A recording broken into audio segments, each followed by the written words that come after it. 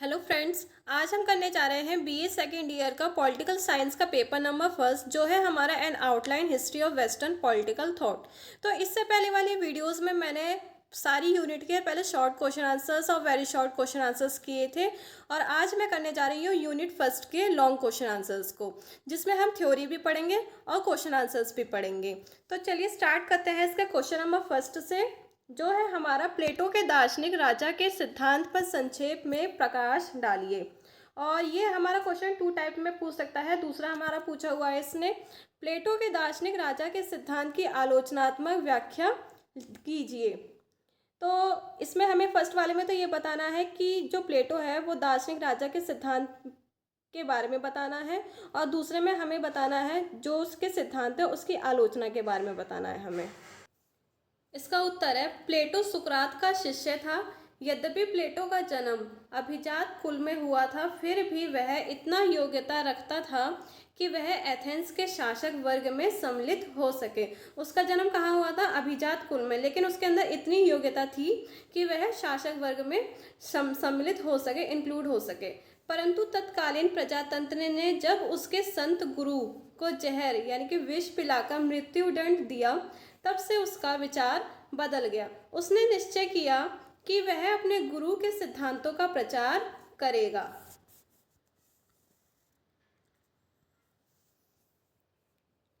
कुछ समय बाद उसने विभिन्न देशों में भ्रमण करना प्रारंभ किया, अनेक शासन व्यवस्था का अवलोकन किया, और एथेंस में उसने ऐसे राज्य की रूपरेखा अपने ग्रंथ में चित्रित की जो तत्कालीन राज्यों में सर्वश्रेष्ठ था।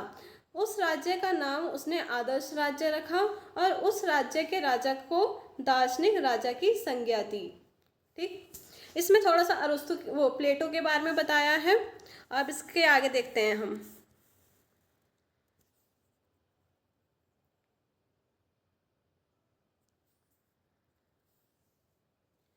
प्लेटो के दार्शनिक शासक के संबंध में महत्वपूर्ण तथ्य निम्नलिखित हैं।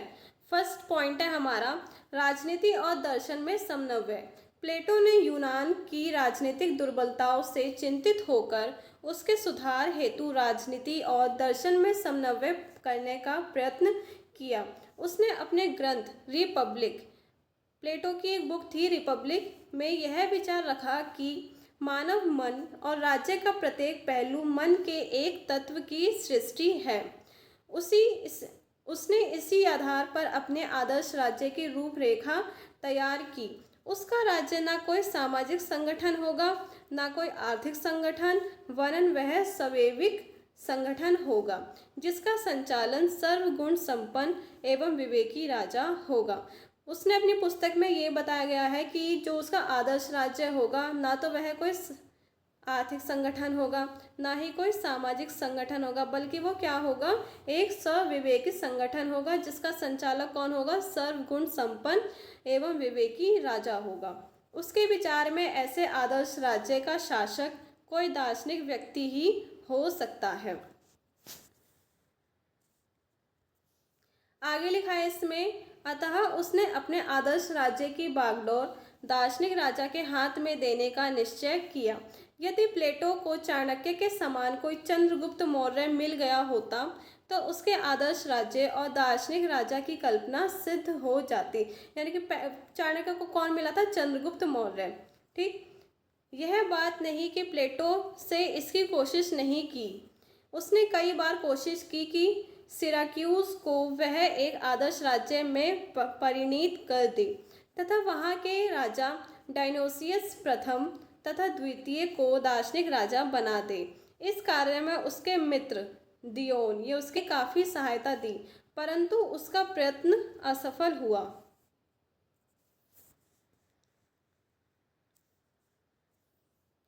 एथेंस की जनता उसका बड़ा आदर करती थी, किंतु वह प्लेटो की योजना को समझ न सकी। योजना में असफल होने पर भी प्लेटो के विचार का कम महत्व नहीं है। दूसरा पॉइंट कह रहा है दार्शनिक राजा की धारणा क्या होगी।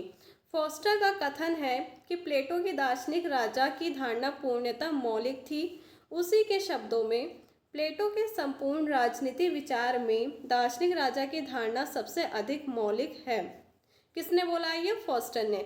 आदर्श राज्य की कल्पना और दार्शनिक राजा के नेतृत्व के विषय में इससे पूर्व किसी दार्शनिक ने कल्पना नहीं की थी।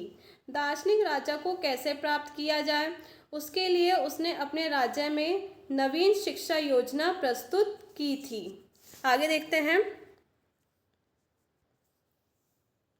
प्राथमिक शिक्षा पूर्ण होने पर कठोर परीक्षा का विधान बनाया था और उस परीक्षा में उत्तीर्ण योग्य विद्यार्थियों को ही उच्च शिक्षा में प्रवेश की आज्ञा मिलती थी। पहले तो प्राथमिक शिक्षा होती थी, फिर इसके बाद एक कठोर परीक्षा बनाई जिससे जो विद्यार्थी होते थे अगर वो उस परीक्षा में पास हो जाते थे तभी वो उच्च शिक्षा में प्रवेश ले सकते थे।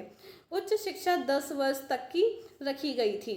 फिर द्वितीय बहिष्करण परीक्षा का विधान था जो पहली परीक्षा से भी कठोर परीक्षा थी। इसके बाद उन्हें एक और परीक्षा देनी पड़ती थी जो पहली वाली परीक्षा से भी कठोर थी। इस परीक्षा में उत्तीर्ण विद्यार्थियों को उच्चतम शिक्षा दी जाती थी। 5 वर्ष की अवधि पूर्ण होने पर इसकी अंतिम परीक्षा होती थी। अंतिम परीक्षा में उत्तीर्ण विद्यार्थियों को प्रशासनिक और सैनिक सेवाओं में रखा जाता था। ये उसने किसके लिए बनाया? ये सब एक दार्शनिक राजा के लिए।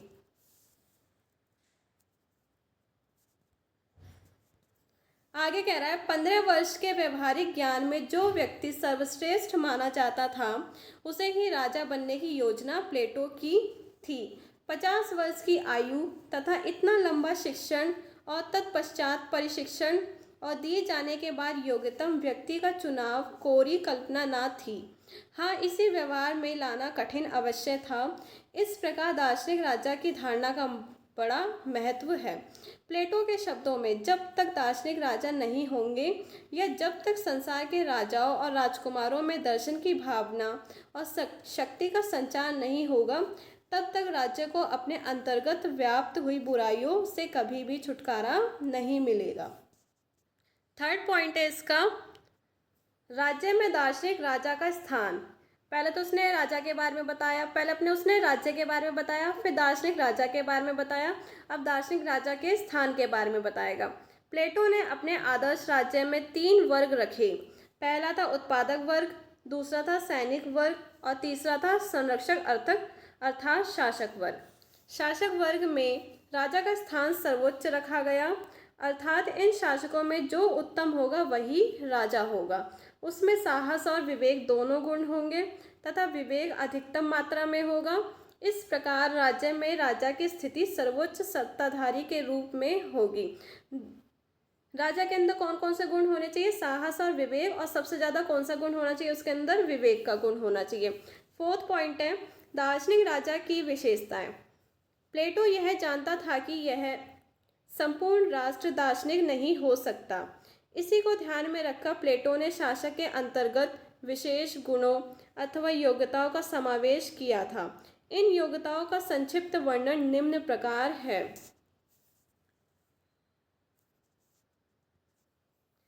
पहला है दार्शनिक राजा मृत्यु से नहीं डरता है। दूसरा है वह विद्वता से प्रेम करता है। तीसरा है दार्शनिक राजा ज्ञान से प्रेम करता है तथा उसमें क्रोध, घृणा इत्यादि नहीं होते।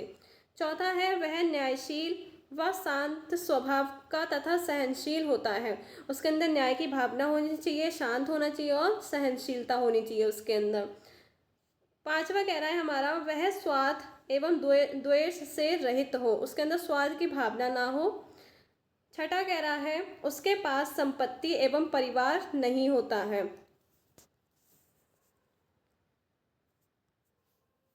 7वां पॉइंट है दार्शनिक शासक आत्मनियंत्रण के गुण से विभूषित होता है, यानी कि उसके ऊपर खुद का कंट्रोल भी होना चाहिए। आगे देखते हैं दार्शनिक राजा के कार्य। प्लेटो के अनुसार दार्शनिक राजा के निम्नलिखित कार्य हैं। पहला है राजा का यह कर्तव्य है कि अपने राज्य में न निर्धनता को बढ़ावा दे और न ही धन संपदा को बढ़ावा दे। प्लेटो का विश्वास था कि निर्धनता से अपराध बढ़ते हैं और धन संपदा से विलासिता बढ़ती है। ये दोनों रोग राज्य की एकता को नष्ट कर देते हैं। दूसरा पॉइंट है दार्शनिक राजा अपने राज्य का आकार न बहुत बड़ा रखे और न बहुत छोटा। बड़ा क्षेत्र होने से शासन व्यवस्था में कठिनाई पड़ती है और छोटे क्षेत्र में राज्य आत्मनिर्भरता प्राप्त ना कर सकेगा। तीसरा पॉइंट है इसका, दार्शनिक शासक को न्याय की रक्षा करनी चाहिए।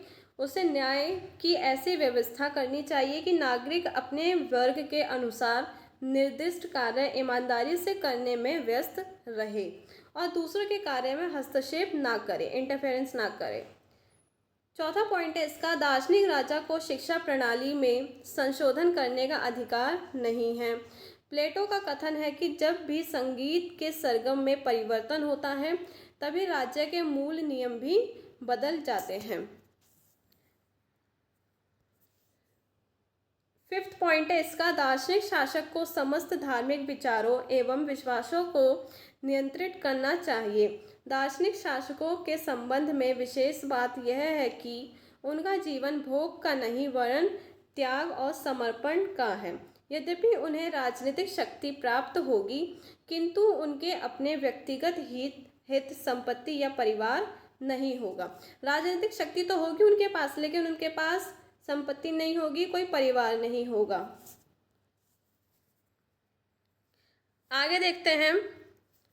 प्लेटो ने दार्शनिक राजा का जो सिद्धांत प्रस्तुत किया वह विश्व राजदर्शन को एक बड़ी देन है।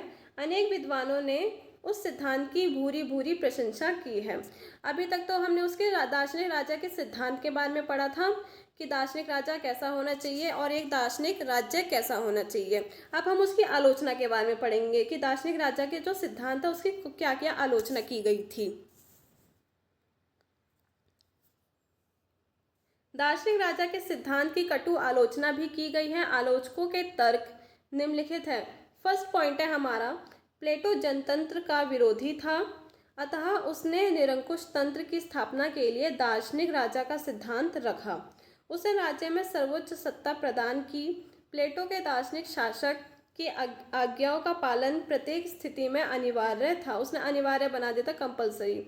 वेपर के शब्दों में विशेष प्रशिक्षण प्राप्त दार्शनिक शासक के निरंकुश शासन का परिणाम सर्वाधिकवाद होता है जिसके ऊपर कोई बाह्य प्रतिबंध नहीं होता। सेकंड पॉइंट है इसका, कुछ विद्वानों का मत है कि दार्शनिक राजा को जब पूर्ण शक्ति दी जाएगी तो उसके भ्रष्ट होने की आशंका होगी, क्योंकि यह कहा जाता है कि सत्ता पाए काहे मद नहीं। लॉर्ड एक्टन के शब्दों में सत्ता मनुष्य को भ्रष्ट करती है और पूर्ण सत्ता को पूर्ण रूप से भ्रष्ट करती है। यानी कि अगर राजा के पास पूरी पावर आ जाएगी तो वो उसका गलत इस्तेमाल भी कर सकता है। थर्ड पॉइंट है इसका, प्लेटो का दार्शनिक राजा इतने गुणों से संपन्न है कि कदाचित ही इस पृथ्वी पर ऐसे व्यक्ति के दर्शन हो सके। यानी कि प्लेटो ने इतने सारे गुण बताए हैं दार्शनिक राजा के, जो एक ही व्यक्ति में मिल पाना बहुत ही मुश्किल होता है। इतिहास में इस प्रकार के शासन होने का एक भी उदाहरण नहीं मिलता है। फोर्थ पॉइंट है इसका, प्लेटो का दार्शनिक राजा शासन को व्यक्तिगत शासन में परिवर्तित कर सकता है। बार्कर का कथन है, प्लेटो का दार्शनिक राजा ऐसा राजा है जिसके ऊपर लिखित कानून का कोई अंकुश नहीं है, जिसका शासन व्यक्तिगत शासन का रूप धारण करता है। पॉइंट है, प्लेटो के विचारों में विरोधाभास पाया जाता है। आर के मिश्रा का मत है, दार्शनिक राजाओं के व्यक्तिगत शासन का परित्याग करके उसके स्थान पर कानून का व्यक्तिगत शासन अपनाया जाना चाहिए। बार्कर के मत से स्त्रियों और पुरुषों के समान शिक्षा एवं पत्नियों का साम्यवाद दोनों विरोधाभास प्रकट करते हैं। पॉइंट नंबर 6, प्लेटो ने राज्य के नागरिकों की स्वतंत्रता और स्वविवेक का अंत कर दिया है, क्योंकि उसने सारी पावर किसको दे दी है, दार्शनिक राजा को दे दी है। पॉइंट नंबर 7, प्लेटो इस योजना में अपने जीवन में ही असफल रहा था, क्योंकि वह सिराक्यूज के राजा डायनोसियस को दार्शनिक राजा बनाना चाहता था परंतु असफल रहा था। 8 पॉइंट, प्लेटो का दार्शनिक राजा कल्पना मात्र है, क्योंकि व्यवहार में ऐसा उच्च आदर्शों वाला व्यक्ति मिलना कठिन है। पॉइंट लास्ट है हमारा, उपर्युक्त आलोचनाओं के बावजूद भी प्लेटो का दार्शनिक राजा का विचार एक मौलिक विचार के रूप में राजदर्शन को एक अमूल्य देन है। उसका यह विचार तत्कालीन परिस्थितियों के अनुसार सत्य के काफ़ी निकट है कि दार्शनिक राजा के बिना नगरों को बुराइयों से भी नहीं बचाया जा सकता। ये क्वेश्चन हमारे यहाँ पे कंप्लीट हो चुका है। जिस फॉर्म में ये हमारा क्वेश्चन लिखा हुआ है, जिस तरीके से इसमें हेडिंग डली हुई है, जिस तरीके से इसमें पॉइंट्स लिखे गए हैं, आप उस तरीके से अपने एग्जाम में लिख सकते हैं। क्वेश्चन नंबर 2, प्लेटो के न्याय सिद्धांत की विशेषताएं क्या है, उसके न्याय सिद्धांत की आलोचना कीजिए। आंसर इसका प्लेटो का न्याय सिद्धांत। प्लेटो के न्याय से संबंध विचार अपनी प्रसिद्ध पुस्तक रिपब्लिक में व्यक्त किए हैं। रिपब्लिक का दूसरा नाम न्याय से संबंध, ये इसकी बुक का नाम है रिपब्लिक, और रिपब्लिक का सेकंड नेम क्या है, न्याय से संबंध, जिसको इंग्लिश में बोलते हैं कंसर्निंग जस्टिस।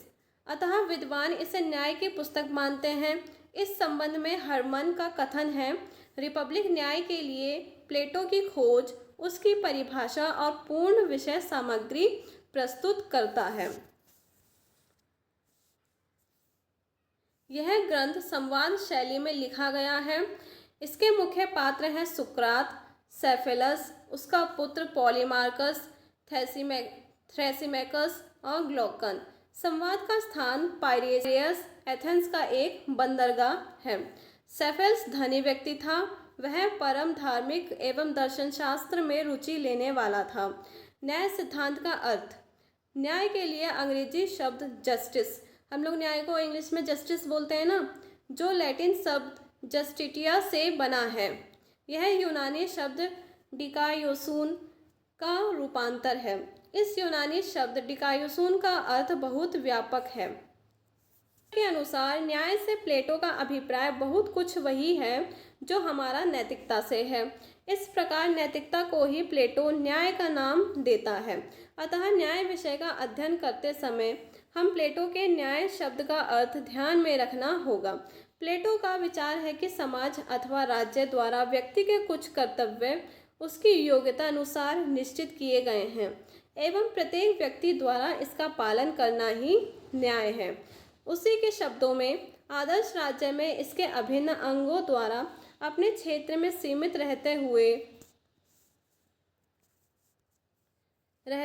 तथा अन्य अंगों के साथ सहयोग करते हुए अपने निर्धारित कर्तव्यों का निर्वाह करना अथवा स्वधर्म का पालन करना ही न्याय है।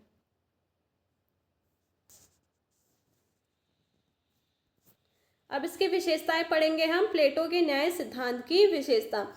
फर्स्ट पॉइंट है, व्यक्तियों द्वारा अपनी योग्यता अनुसार कार्यों में लगे रहना न्याय के लिए आवश्यक है। न्याय मानव अंतःकरण की एक पवित्र भावना है। यह कृत्रिम या बाह्य वस्तु नहीं है। इसका आधार आत्मसंयम एवं आत्मत्याग है। थर्ड पॉइंट है, न्याय की स्थापना के लिए शासक दार्शनिक होना चाहिए।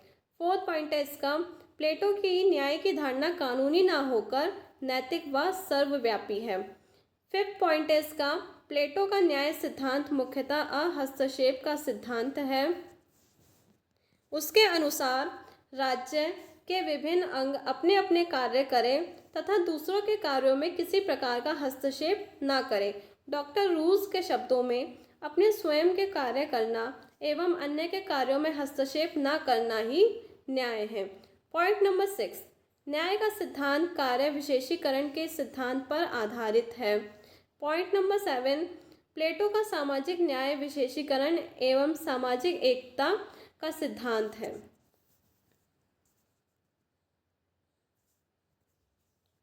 प्लेटो के न्याय सिद्धांत की आलोचना। प्लेटो का न्याय सिद्धांत अनेक गुण रखते हुए भी आलोचना का विषय है। अनेक विद्वानों ने उसे अव्यवहारिक एवं असंतोषजनक बताया है। उस पर फांसीवादी होने का आरोप लगाया है। सेबाइन ने आलोचना करते हुए लिखा है, प्लेटो का न्याय सिद्धांत अस्थिर, आत्मपरक, भ्रष्ट, अविश्वसनीय तथा अमनोवैज्ञानिक है। प्लेटो के न्याय सिद्धांत में सार्वजनिक शांति और व्यवस्था को बनाए रखने का नाममात्र ही उल्लेख है।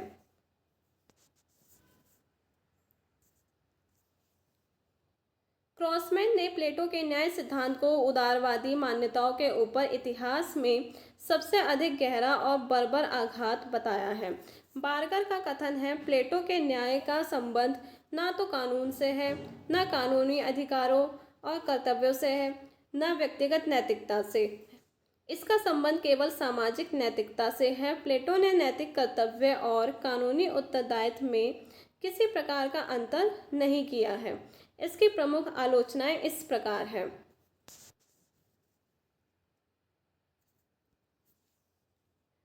फर्स्ट पॉइंट है, प्लेटो का न्याय सिद्धांत कानून एवं नैतिकता में अंतर नहीं करता है। सेकंड पॉइंट है, प्लेटो की न्याय संबंधी धारणा सर्वाधिकारवादी है। थर्ड पॉइंट है, न्याय सिद्धांत निष्क्रिय है, सक्रिय नहीं है।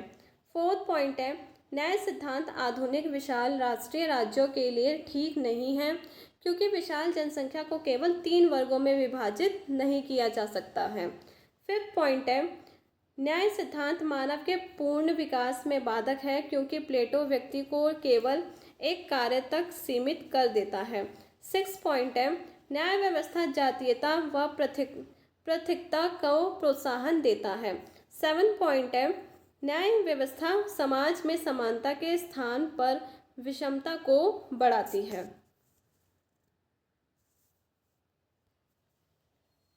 यद्यपि प्लेटो के न्याय सिद्धांत के आलोचकों की कमी नहीं है, परंतु प्लेटो का न्याय सिद्धांत अपनी मौलिकता रखता है। कदाचित विद्वानों ने न्याय शब्द के कारण उसकी आलोचना की है। यदि वह उसका नाम नैतिकता का सिद्धांत रखता तो शायद इतनी आलोचना नहीं होती, लेकिन उसने अपने सिद्धांत को किसके नाम से रखा है? न्याय का सिद्धांत। यद्यपि इस सिद्धांत की पर्याप्त आलोचना की जाती है, तथापि न्याय की इस धारणा से समाज में समानता, बंधुता एवं नैतिकता उत्पन्न हुई एवं राज्य का ध्यान मानव कल्याण की ओर आकर्षित हुआ। संक्षेप में, प्लेटो का न्याय सिद्धांत सामाजिक नैतिकता या सच्चरित्रता का पर्याय है, जिसका वैधानिक न्याय के आधुनिक संकीर्ण विचार से कोई प्रत्यक्ष संबंध नहीं है। यह स्वधर्म का सिद्धांत है, सदाचरण का सिद्धांत है। वस्तुतः प्लेटो का न्याय सिद्धांत कानूनी न्याय की अपेक्षा अधिक व्यापक है। प्रोफेसर बार्कर ने प्लेटो के न्याय सिद्धांत को रिपब्लिक की आधारशिला बताया है। उन्हीं के शब्दों में, न्याय रिपब्लिक की आधारशिला है और रिपब्लिक न्याय की मूल अवधारणा का संस्थागत रूप है। ये हमारे दोनों क्वेश्चन कंप्लीट हो गए हैं, और अगर आपको इनकी PDF चाहिए तो आप मेरे टेलीग्राम चैनल से ज्वाइन कर सकते हैं, जिसका लिंक मैंने इस वीडियो के डिस्क्रिप्शन में डाल दिया है। और इसके शॉर्ट क्वेश्चन आंसर्स की वीडियो मैंने पहले ही बना दी है, उसकी प्लेलिस्ट का लिंक भी मैंने इस वीडियो की डिस्क्रिप्शन में डाल दिया, तो आप वहाँ से जाके उसे चेक कर सकते हैं।